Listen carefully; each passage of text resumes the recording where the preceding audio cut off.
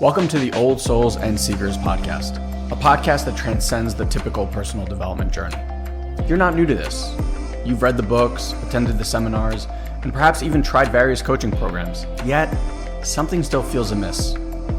Ilan and Guy have over 2 decades of relentless searching and $1 million invested in their personal growth quest. Here's the revelation. You're not missing anything. You're not even behind. You might have just been searching in the wrong places. In each episode, we'll uncover the most effective, straightforward practices that have profoundly impacted our lives and the tens of thousands of our clients from all over the world. This is about real, sustainable results for those dedicated to their personal and spiritual growth. So get ready to explore and enjoy the show.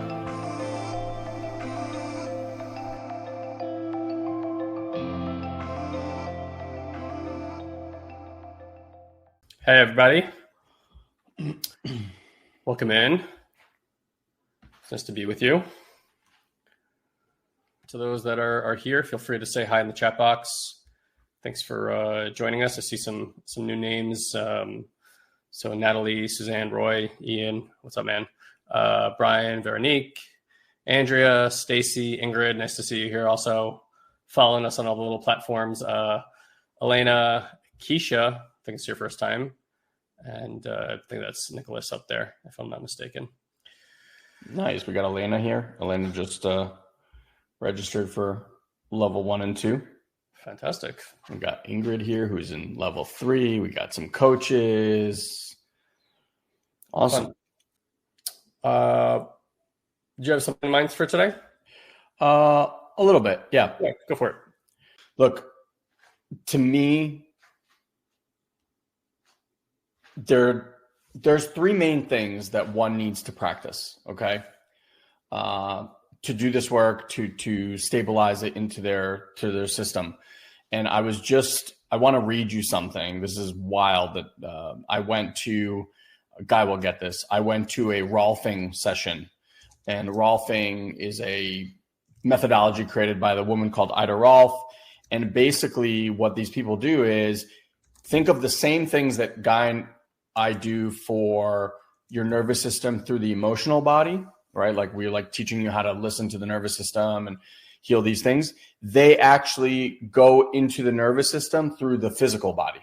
So when your physical body is tight in different places, they help the body move in a certain way to help the nervous system check again that place, because the same protective mechanisms that you placed on your emotional body, right? Like sadness was too much, grief was too much, anger was too much, being too loud was too much, whatever it was. And we create these suppressed contraction things to protect that, okay? To protect ourselves. So I went to this Rolfer last Friday, and he was moving my body, and all the things he was saying, I was like, oh my God, this is exactly the work that Guy and I do. We just go about it, coming at it from a different place. So I want to read you something because I went out, I played tennis, and my knee pain kind of came back a little bit. Not as bad as it was, but it definitely came back. So I just wrote him. It was like, hey, listen, I've been doing these exercises every day. Played tennis yesterday, and the knee is definitely still sore. Not as bad. And I also noticed the tightened Achilles on the right-hand side.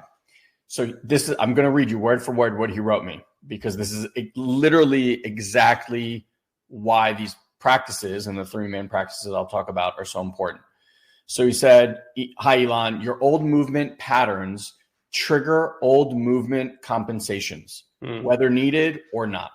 These become an unconscious habit, which is why fast fix it work often does not last. The old movement pattern continues to return.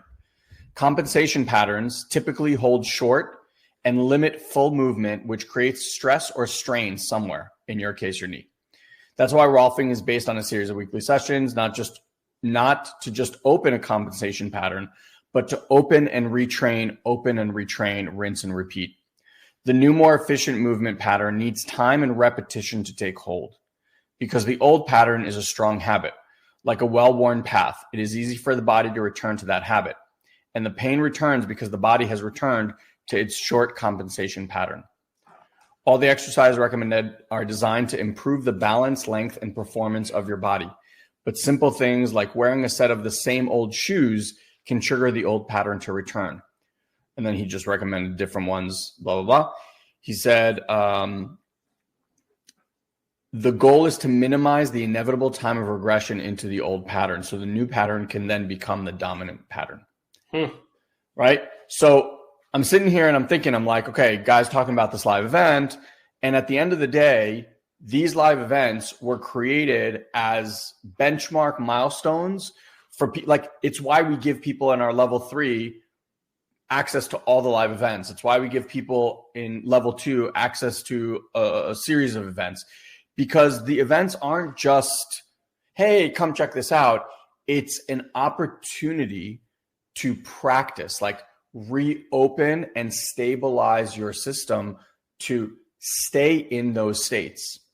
So the 3 main practices that we talk about all the time are, we have the self-to-self practices, right? These are like your meditation practices, maybe your qigong practices or yin yoga practices, breath work, anything like that you do, all the self-to-self practices.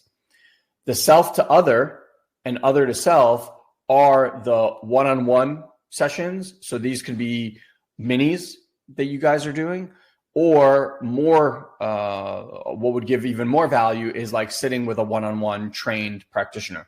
So doing your one-on-one coaching sessions, right? This is why we incorporate that into our level 2 and level 3 training. And then the third one is self to group and group to self. Now that third one is tough to recreate, right? Like you might be able to find a mini partner, but unless you're coming to like the maxi sessions that our team holds, or you're in our program and you have like the group sessions that are orchestrated, it's quite difficult to arrange a group of people to sit and hold you in presence or to sit in that field, which is why it is monumentally important to have that piece. There are coaches that come to these events, and they've come, some of the coaches who are your coaches have been coming since they started this work. They've probably like on, event 15, 20. I don't even know at this point, right? Why do they keep coming back? And I say this every time at the live event. It's not because they're there for the information. They're there for that group field. And that group field is incredibly potent. So if you're not in a situation or a circumstance in life where you can attend our, level 1, 2, or 3 programs because time, money, whatever arises, right? Then at the bare minimum, if this work matters to you and you want to stabilize and not keep reverting back to old patterns, knowing that is something that happens, it's like, this is how you do that. And we make it incredibly easy and accessible for anyone. So remember, like, if you're not operating in those 3 realms, the self to self, the self to other, other to self, and the self to group and group to self, then you're not actually doing this work. You're doing your version of this work, which is not this work. So, it's like if you were you wanted to get fit, right? Like health fit, right? There's 3 things that you're going to need to do. 1, you're going to need to eat healthy, right? So you're going to need to work on your diet. 2, you're going to need to create some sort of exercise routine of some sort. And 3 could be, I would either say like sleep and or supplements would be like that kind of third one. But if you're not doing one of those things, you're not quite going to get the same results as someone who's doing that. So that's why I believe, like, if at the end of the day, all you could do is come to these events and that gives you 4 times a year to sit in this field, then do that. Just do that. And you will, every single session, you're going to see monumental growth. Guy and I did a 2-year program. We went through it twice. We would also meet. We would have group sessions that we would come to every 2.5-ish months. right? And we would all come together and we would do this work. And there's just something very, very potent about a group field energy that's very, very, very difficult to recreate. So I just want to share that with you, because at the end of the day, like, the old patterns are going to keep bumping up against, because there's just so much habitual decades worth of practice that are there. So creating an opening and then letting that opening close, you kind of miss the window, right? It's create the opening, knowing that that opening is going to close a little bit, but then doing work that keeps that window just like opening a little bit more, a little bit more, a little bit more, a little bit more. And I was just talking to someone who's completing her level 3 program with us yesterday. And she's like, I woke up the other day and I just felt so at peace that I actually stopped and could not believe that I woke up into that state. And I was like, wow, that's amazing. Mm-hmm. And that's what this work is all about. And trust me, 8 years down the line, you know, in doing this work, you know, 23, 24 years of all the work that we've done, I'm still in awe at the things that are being stabilized in my system day in and day out. Like today, you know, I don't know how many of you guys have this thing that happens, but I have this part that always, it always looks at what I could have done better. So I could have produced like an amazing result, right? But it's always looking at what I didn't do, right? Like, oh, this would have been even better if you did that. I don't know if you guys have a similar part to that. So it used to drive me nuts, right? It used to be this like annoying, incessant thing where I'm like, are you fucking kidding me? We just scored this amazing victory here. And what you're looking at is like that one nitpicky thing, like, oh, well, if you would have done that, it would have even been better. And I'm like, I used to get really upset. And I get that was created at a time where it was almost like this internal, personal trainer, if you will, that I had. And yeah, at some point in my life, it really did push me. And then it got annoying where I was like, what the fuck is wrong with me? Like, why do I can't enjoy the thing that I just created, because as soon as it happens, this thing is analyzing, well, you could have done this differently. You could have done that different. And this would have made it better. And this would have made it better, right? Like it's doing a million things. And now, you know, it happened today. And it's like, I can watch it, that same part of me. And I can watch it with compassion. And I can watch it with love. I said to someone yesterday, it's, whatever you resonate with, whether it's like cute little kids when they're babies or toddlers, or a puppy or a kitten, something where you're like, you can't get mad at them. You're like, no, you're so cute. I can't get mad at you. Like that. Like there's that energy. If you can bring that energy to these parts. So like when this part activates, I don't get mad at it. I don't try to yell at it or squash it. I just get really cute with it. And then I notice it just subsides. It chills out. And it's these little moments, which maybe to some of you listening are like, well, that's stupid and insignificant. To me, though, in my system, that's a massive win. Massive. Because it would have diminished my excitement about what got created. It would get me like all in my head about this and this and this and this and this. I'm down these weird rabbit holes. This would happen for years. And now it just doesn't. So it took years of daily practice. You know, the things that we preach to you guys to do, I want you guys to get. We do them every day. And we have been doing them every day for 8+ years. We still work with a coach every single week. We still do group sessions. I have 5 to 7 minis a week that I'm doing still. Now you'd think like, oh, you get to this point, all of a sudden it's like, why do you need? No, because the shit fucking works. It's like, why would I stop doing the things that have produced the most amazing results in my life? Also, it's a lifestyle, right? It's not about doing a practice and, the practice for the result. It's about understanding you want to cultivate a particular type of lifestyle. that supports you ongoingly, no matter what. You know, I use words all the time for people. I'm like, do you want to learn sustainable and predictable ways to transform your life? I don't want it to be, it would be nice if it happened to me. Ilan's been saying recently, he's like, our courses are the last courses anybody needs to get.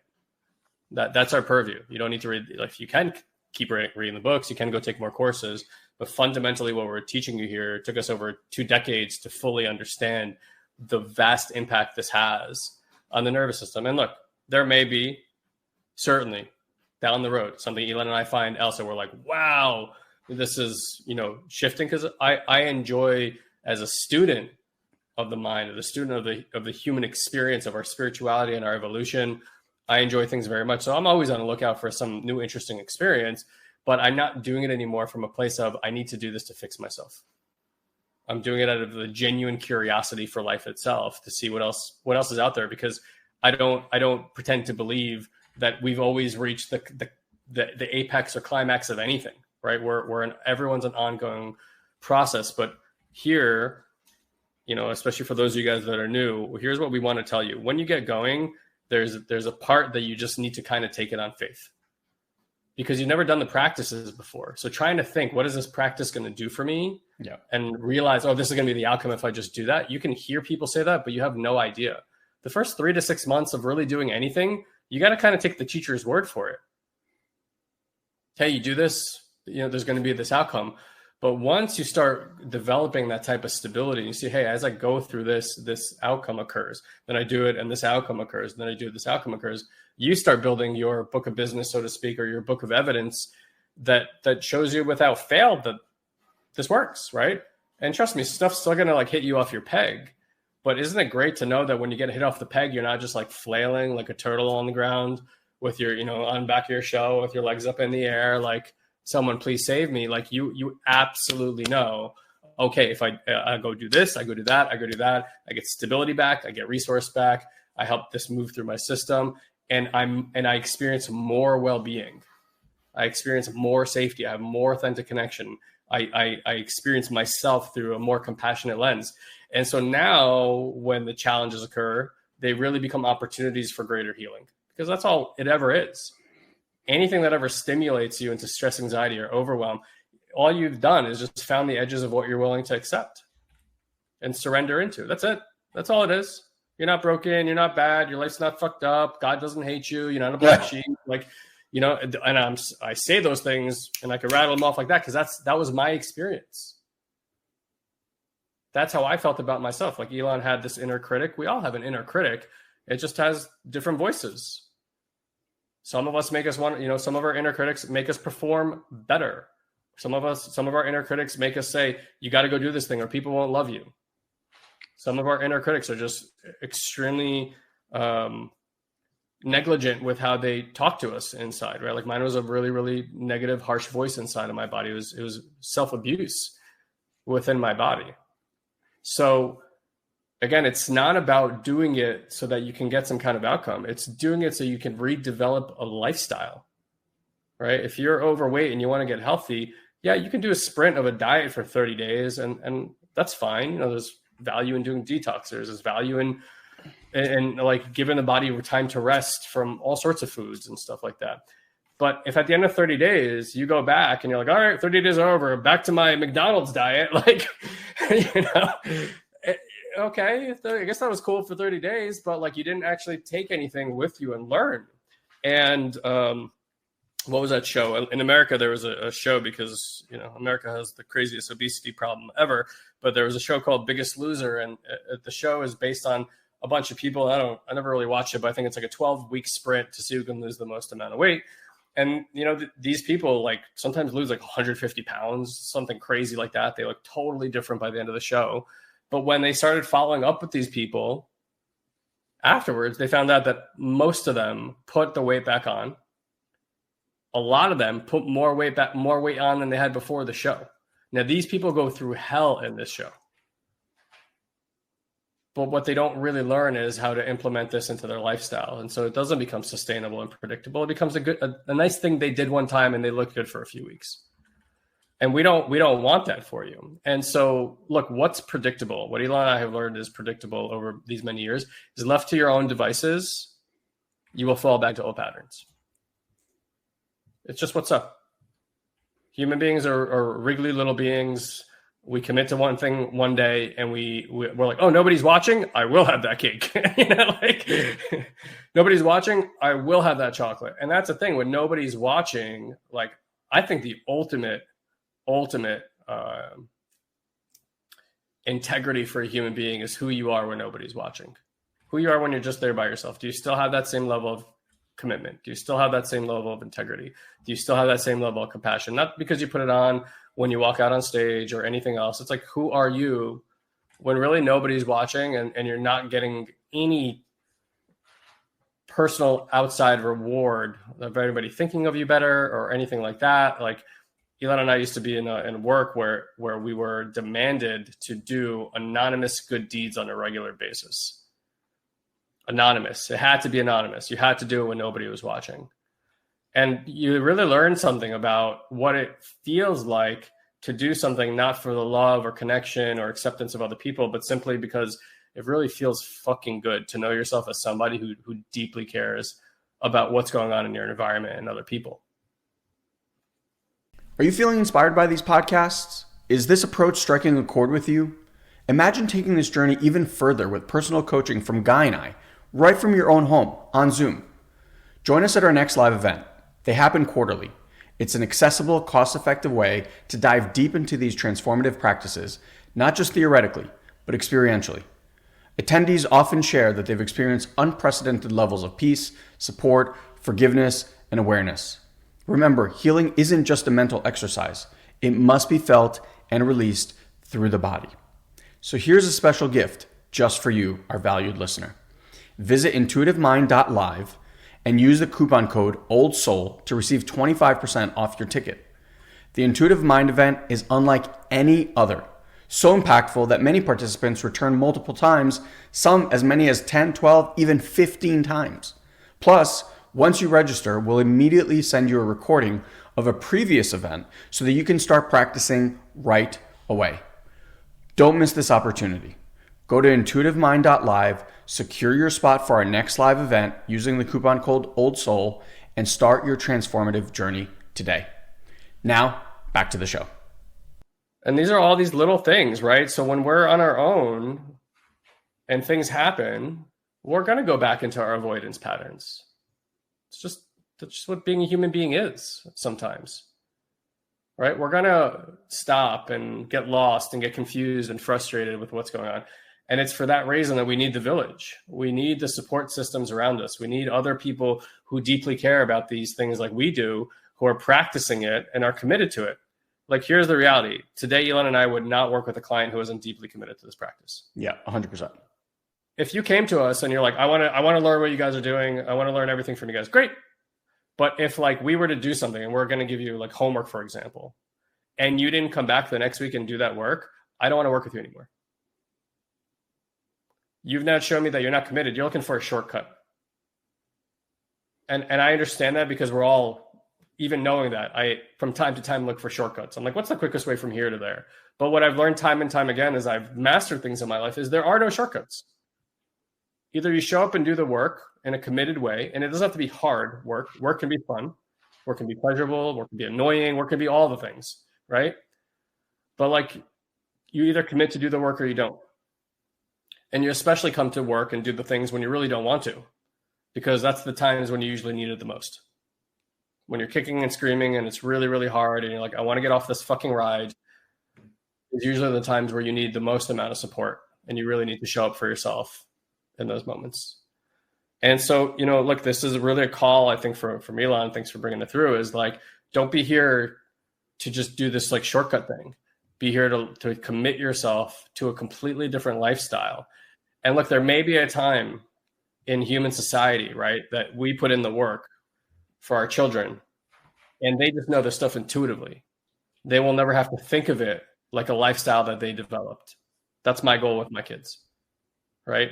Because I am going to have to work my ass off the rest of my life to heal from and undo patterning that's been passed down through my ancestry and my culture and our society for the last 5,000 years or so.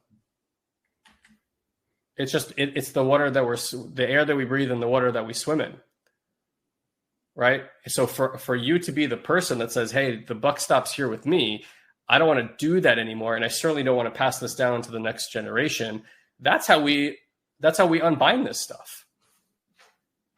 Right. But somebody has to go first. Somebody has to say, my liberation, my transformation, my freedom is the thing that I am most going to adhere to. And for us, you know, something that used to be a hobby when we first got going and a point of interest has become the focal point of our lives.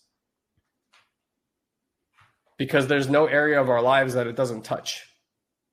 Whether it's Ilan mastering tennis on the tennis court and becoming a better athlete, or becoming a better father, or becoming a better husband, or becoming a better friend, or just being more kind to yourself and to people at large in society. Again, may seem like small things, but how many of you have heard stories of like someone passing away and like 1,000 people show up at the funeral, you know, because this person quietly touched all these people's lives, even when people didn't know they were doing it. It's just who they were. They didn't have to do those things. It's just who they were. Right. And it's very moving to hear about that, or to be part of an experience like that, and to know like, oh, there's this really special being there who like really gave a shit, you know? And so that's what this world is really craving.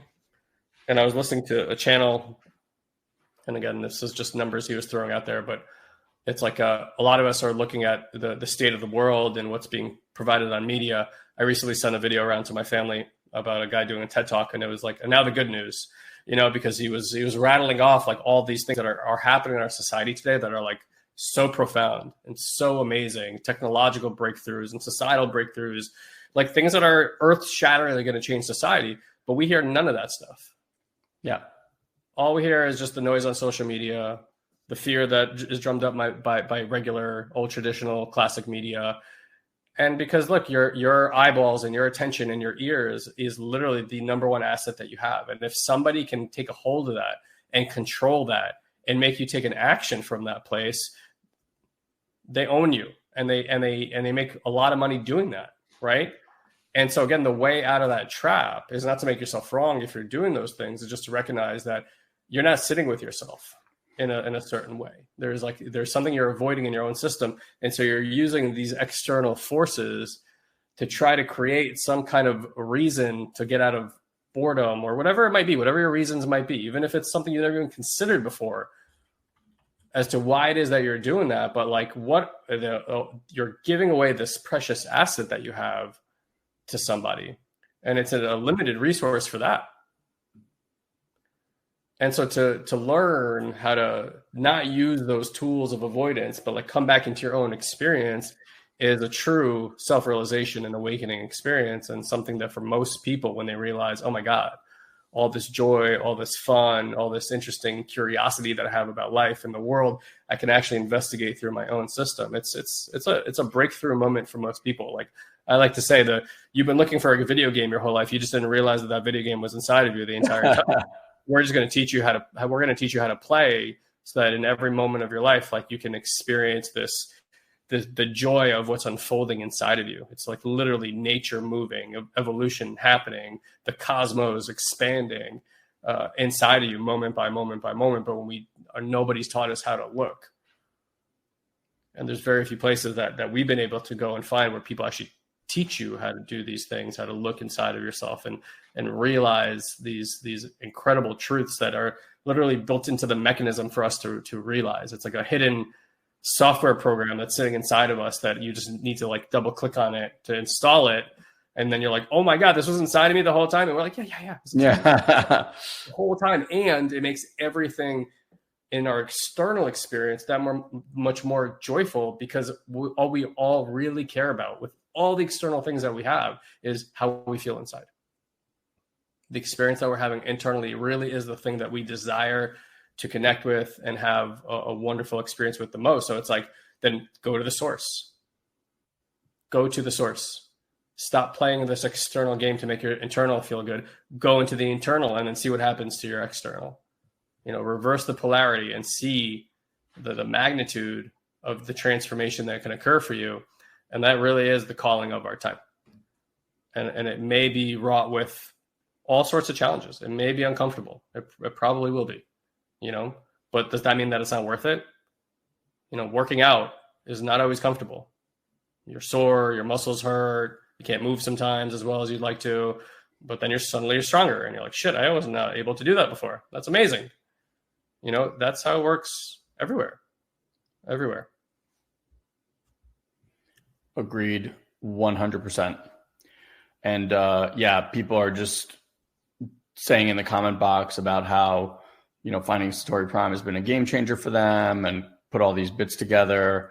Andrew was saying technically there is a shortcut, sign up for Satori Prime, as you don't need to look any further. Roy, who I know is registered for our level 2 program, also I want to get off the ride many times lately. The support of this community has given me so much strength to keep going. It's the most amazing place to be. And Suzanne says, I found that which I avoided was actually what I needed to address. Yeah. And like the piece that Roy is pointing to, right, is the community piece. And, if you've kind of felt yourself a little bit on the outside of that community, then by all means, like coming to a live event gets you plugged into that community. And that's what I'm saying. Like,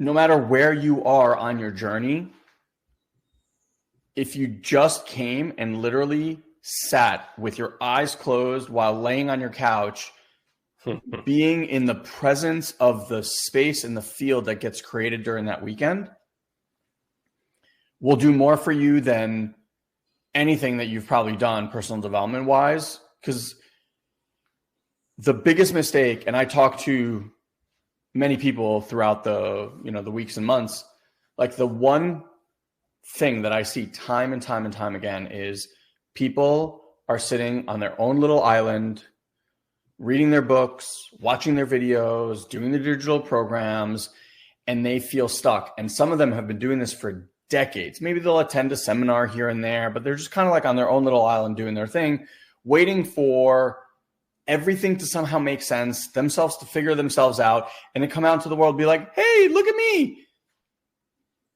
And I'm reminded, I don't mean to make this grim, but I'm reminded time and time again of how many people are doing that. And then something catastrophic happens and they're gone.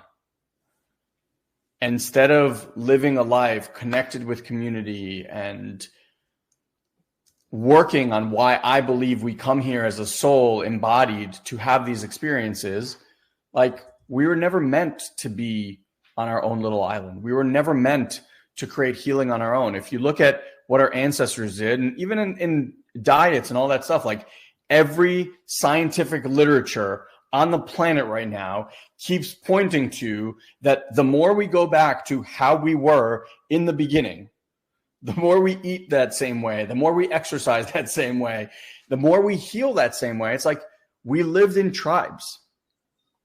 You were never on your own. You weren't in an apartment on your own doing your own things. Like we lived in a tribe. We supported each other. We helped each other. We were with each other. And there's a craving that I feel in humanity. And just going back to the Rolfing thing, he was teaching me different ways to walk.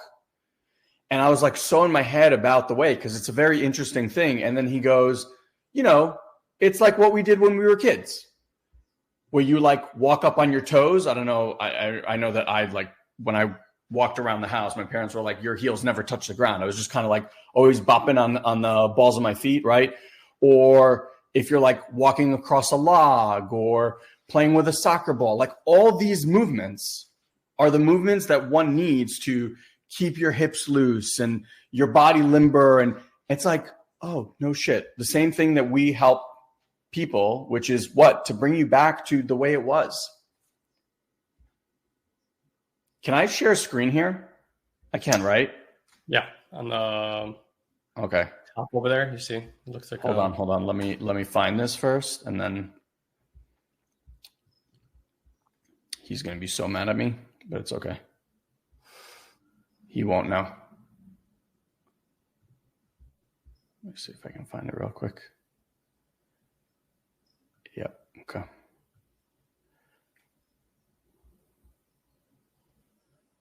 Will it play?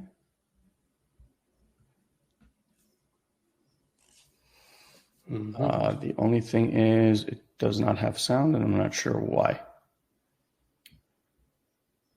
That I cannot help you with. Which part doesn't have sound? No, the video. I'm like playing the video. And it's not playing with sound. It's not playing with sound. Oh, hold on. Let me see. Got it. Okay. All right. Let me see if I can share this.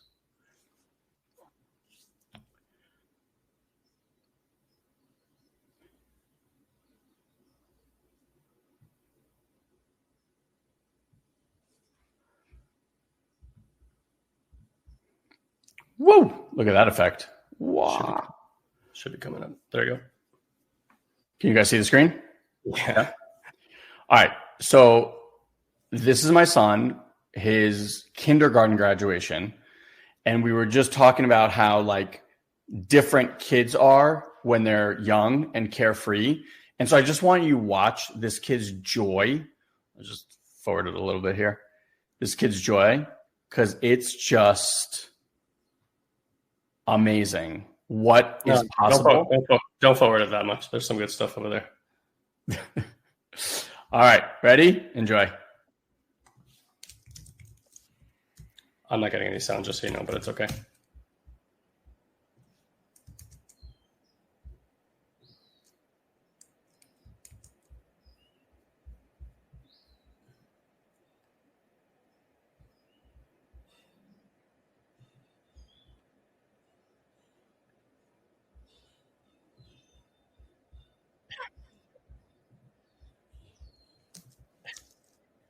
We can't really see it. It's actually, it's choppy. Do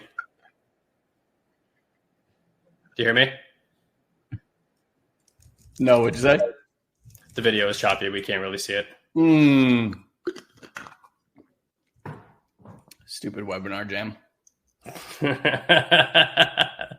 I'm glad you're enjoying it. Where am I? Yeah. So in any event, what's interesting is he let it rip. I mean, like that video is just amazing. He's just fully moving the whole deal, right? And now he's 12. He's going to be turning 13 this August. And like you can feel how much of that got constricted, right? Because now we're thinking about what do other people think? Are other kids doing this? And this is what we do. So for me, I was like, oh, what we're doing is we're getting ourselves back to that place. We're just going back to where we all kind of came when we were carefree and things moved and flowed and all this stuff. And then we got all serious and adulty and confined and constricted and fucking tired from trying to keep it all together and bound up and like, this is what it looks like to be a successful adult. It's like, what if you didn't have to live that way? What if there was just inherent peace and stability and well-being, which leads to fun and self-expression and inspiration and aliveness? Like I talk to so many people and no one realizes. They're like, I don't know, I'm just so tired or I'm so bored or I'm so this. I'm like, guys, these are all defense strategies that you've had to create in order to fucking cope with I hate to say it, like a pretty shitty existence of like, just fine. It's fine. I heard someone say this thing. It's like, if your kid, if you have kids, if your kid came up to you or your mom or your sister or someone that you really, really love, and you were like, and they were like, you know what? I think I'm just okay with like a fine life. I think I'm just going to like cruise and just be okay with a fine life. What would you tell them? If, like on a scale of 0 to 10, 10 being like the most miserable life in the world, 10 being the most excited. And they were like, you know what? I think I'm just going to settle. Like, I'm going to just have a 6, like a 5 or 6 kind of life. And I'm just roll with that. What would you say to them? You'd be like, you go, mom, you go, son or daughter. No. But so why do we let ourselves have that experience? Why is it okay for us, but not for them?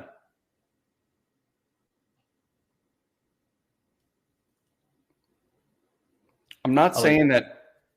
I like the dramatic lip gloss at the end of that sentence. I'm not saying that everything has to be like perfect all the time. You know, life is it's intense. Like there's ups, there's downs, there's all this stuff. But if you've just come to this place in your life where like, I'm okay with being a 5 or a 6, and you're honestly good with that, I just don't buy it. I really don't. I buy that there is a protector in place that is keeping you at that place. I get that. That makes sense. Because to fight for what it is that you actually want, or to put in new work and effort to break that pattern, to the mind seems intense and scary and overwhelming and like, oh my God, to move this thing would take monumental effort. It doesn't take that monumental effort. What it takes is consistency of simple practices. That's it. And there's not a person on this planet that we've worked with. You know, Guy does this with his kids. I do this with my kids. So from the time they're like 3, 4, 5 years old, we've had people in their late 70s, early 80s do this work. It doesn't matter. There's no bad time to start the practices. And it works for everyone across the board if they do the practices.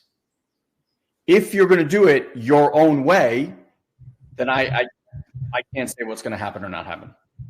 But if you come and you follow this protocol, results are fucking guaranteed. It's just a matter of time and you doing the practice.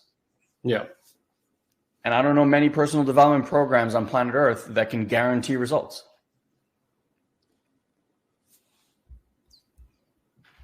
No doubt. Yeah. And that's not to say that everyone's journey is not unique to them, or that people's timelines are different. And like that's one of the things we get to learn how to drop is like comparison.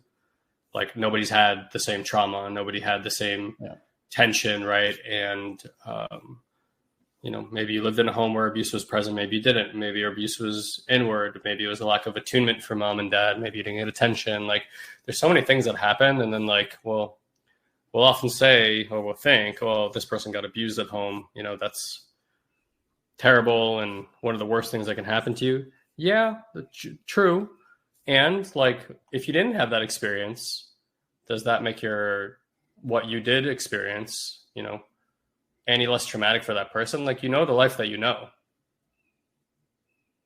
right? And a lot of times you think, well, I wasn't that one of those people that had it really bad, but like you feel this depth of sadness or even depression or suicidal thoughts inside.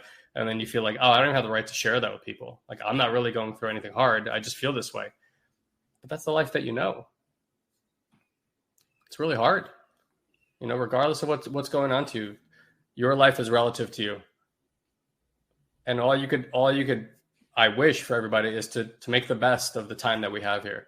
And it's true. Like we have a young 17-month-old, and his sleep patterns have never really quite stabilized. So like both my kids' sleep has been on the challenging front. We didn't sleep train, we didn't do those things, and purposely I won't go into debating all like my parental choices, but those are my choices, right? I'm willing to do that.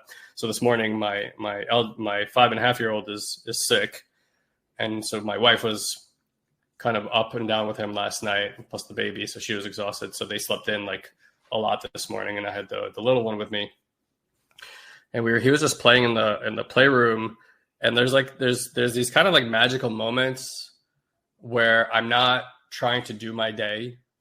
I'm just really in his world and with him. You know, like I'm just looking at him, and it's kind of like its own meditation. And I think to myself in those moments, I'm like, it's just like our daily practices. Like I need to be doing this a lot more. Not trying to get him food, not anything else, not the checklist of the day. It's just like when I'm with my kid and I'm just really present with him, there's a few things that happen to me every time. Number one, I recognize the preciousness of the moment because I know how fast it all goes by. And number two, there's like a well of experience that starts to happen in just being really present with him, just watching him do the most mundane shit, pick up a block, play with a little car, just see a little smirk on his face, like watch him, you know, as he's discovering. And suddenly I get all this like emotional buildup in my system, you know, preciousness and all this other stuff. But what I realized also as I did that was that anytime I sit with myself, or anytime I sit and I could go look at a tree and do that, the same exact thing is going to happen. We've gotten extremely accustomed to distracting ourselves with social media and our phones and stuff like that. And we're missing the depth of our experience while doing that. It's giving us data, but it's taking away intelligence. You know, it's giving us data, but it's taking away wisdom. So it's like, one of the things we always say is like, there's no boredom anymore when you know how to work with presence. And for many people, they think of presence as an idea, like, oh, let me force myself to be present. It's not that. It's not something that you do. It's a state of being that you choose. And the more that we point at it and the more that you sit in it, the easier it is to fall into it. And not because you made a decision to do that, just because you find yourself suddenly in presence, or something you like kind of sparks you and you're like, oh yeah, back to presence, back to presence, back to presence, back to presence, back to presence. And what you start experiencing is this incredible quality of life and realizing this thing's just moving, right? This river that's never going to stop moving, this river of consciousness and energy that's never going to stop moving. And it's moving through you, and it's moving through everything around you, and it's moving through life. It is life. And in that, there's always this movie, right? That's a metaphor, but a movie that's unfolding for you to watch. And it's just there all the time. And the more we get regulated on that, we will recognize not only the beauty of our divine presence, but this wonderful stream of consciousness that's connecting all of us and the impact that every one of us is having on it through our thoughts and through our actions and through our emotions and energy. And that's scientifically proven. That's not even spiritual woo-woo anymore. That's fundamental science principles today. So yeah, just throwing that out there. You know, life can be so many things, right? But it can only be what it's already been if the only way that you choose to operate from is the programming, not that you chose, but that you picked up along the way. And, you know, from that place, what's predictable is that what you've seen before, you're going to have similar or same variations of that happening to you over and over again. Our programming is very, very dedicated to having a narrow experience. It's like, it feels like that's the only place it knows how to navigate. And it doesn't care what your opinion is over those circumstances or where it chooses to navigate. It's playing the game of survival and generally playing it through the lens of suffering. And so it will continue to play that suffering because it feels like it knows that suffering well, and it knows how to manage or cope or deal with it well enough. So it will just keep creating more of those same or similar circumstances for you to deal with, because at the very least for that part of you, it's comfortable. Okay, I know how to deal with this crisis. You know, so it's like there is an edge that we get to meet, but it's like until you free yourself of the constraints of that, you don't know what lies beyond that wall. And then there's another wall, right? And that's the thing, is like we are all finding that wall. Oh shit, there it is again. Doing our practice, letting that go, surrendering, and seeing what's beyond that wall. And every single time, that's an act of courage, because you got to be with the aspect of you that's uncomfortable, that doesn't want to look beyond that wall, doesn't want to know what's in the unknown. But that's also where all the beauty, that's why the excitement is there. Of course, everyone's bored. They think they know everything. It's predictable. Like I said in the comments, what is likely apathy and resignation, adults call wisdom. I already know. I already know life. I know how this all works. No, you don't. I want to remind everybody here that we can see 0.5% of the visible light spectrum. That's all humans can see, 0.5%.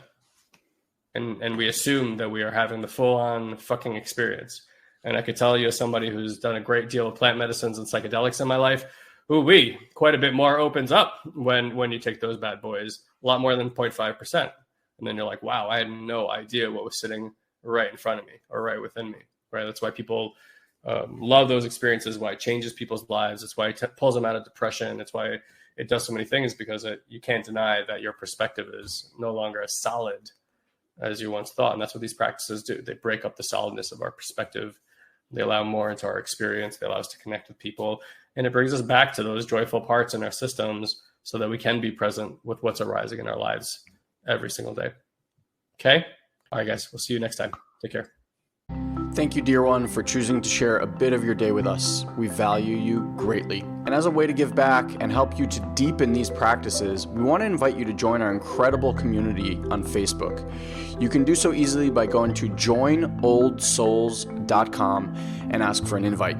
This is our private community where old souls and seekers are able to grow and share their journey with others. We hold exclusive weekly live streams, we answer your personal questions, and offer valuable insights that we won't be able to share here on the podcast. So again, just head to joinoldsouls.com and grab your invite today. And as always, if you enjoy this podcast, please head to iTunes and leave us a review. It's the only way other people can find this show. So if it's making a difference in your life, please share the love. Until we meet again, have an amazing week, dear one.